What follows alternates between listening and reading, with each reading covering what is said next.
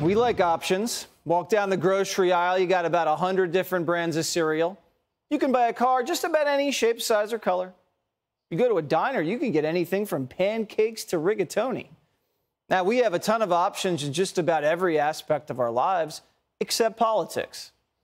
Now, once you hit the general, you're left with two candidates, a Democrat and a Republican. And if you don't like either, you're out of luck. What about a third-party candidate? Back in '92, Ross Perot got 20% of the popular vote as a third-party candidate. He cost Bush the election.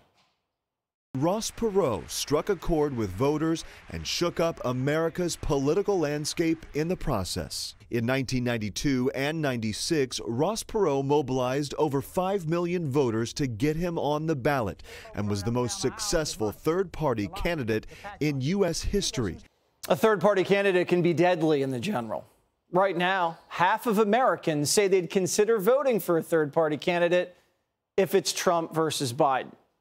So there's an open lane, and someone's sliding in. His name's Cornel West.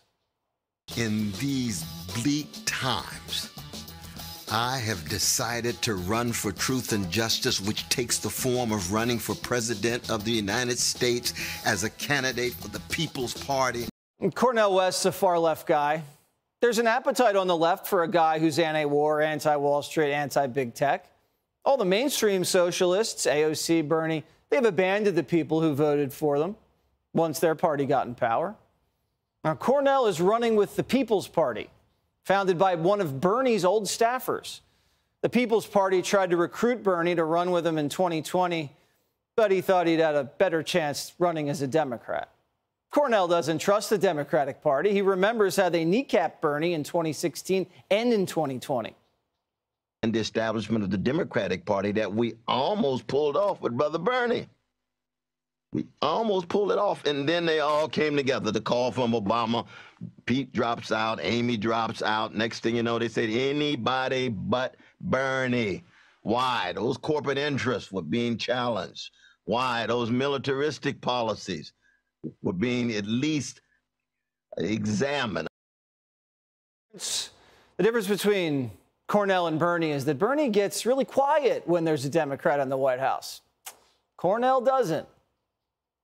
Now we've got to deal with the neoliberal disaster of Biden and Harris, and we've got to be very honest about it. But he's milquetoast because he still is tied to Wall Street. He's got crimes of foreign policy. We know Biden wouldn't be there, since Harris wouldn't be there if it wasn't for the black vote. You didn't deliver for black people. You delivered for Wall Street.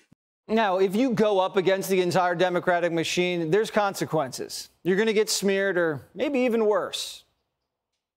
Anytime you embark on a fallible pursuit of truth and justice, you focus on what you can do, how you can cultivate your own gifts and work with others in community in order to be a force for good. That you're always going to be misunderstood, misconstrued. You're always going to be attacked. There'll be character assassination, may even be a literal assassination. You just don't know. RFK Jr., someone who knows a lot about political assassinations, already took a big bite out of Biden's base. Now, he's running as a Democrat and was polling at around 20%. But that was before Primetime officially uninvited him. Now, Cornel's in the mix. He can suck up the far-left Democrats who are done with Joe. And there's a racial factor here, too. Biden's bleeding black and Hispanic voters. They thought they'd be better off under Biden, and now they realize they're dead wrong. That's a huge opportunity for Cornel. But he has an uphill battle. Unlike Ross Perot, Cornel's not a billionaire who can become a household name by buying up airtime. And to get on the ballot, Cornel needs to get thousands of signatures across all 50 states. That means he needs to put together an organized team with a strong ground game. Can the People's Party pull that off? We'll see. If there was ever a time to uproot the Democratic Party, it's now. Joe Biden's weak. We need a new president in 2024. There have been times where you've looked at him and you said, I don't know.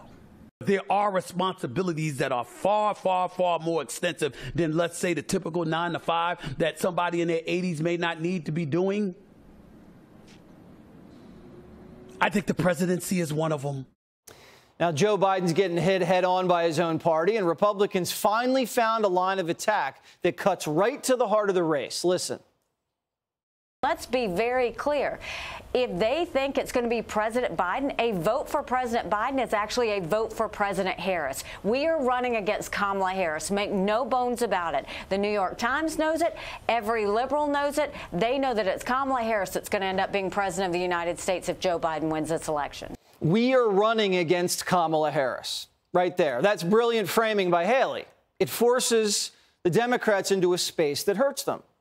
How do Democrats respond? Well, they have to talk about Biden's age, health, and mental capacity, and then they have to acknowledge that Kamala is next in line and defend Kamala Harris's capabilities.